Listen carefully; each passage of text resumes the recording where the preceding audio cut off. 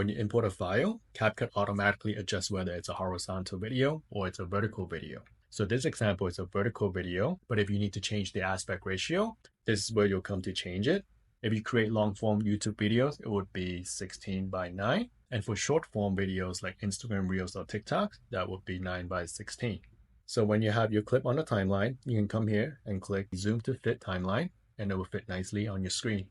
To zoom in more, you can just toggle on this to the right side. You can use the on-screen control here to adjust the position of the video. And also, if you need to expand the video, you can just drag this upwards. Or if you prefer, you can just click the video and come up to scale. If you scale this up, this is going to be zoomed in. And if you adjust the position, this is the x-axis, which is the horizontal axis. And this is the y-axis, which is the vertical axis. So if you increase this, it will move the placement upwards.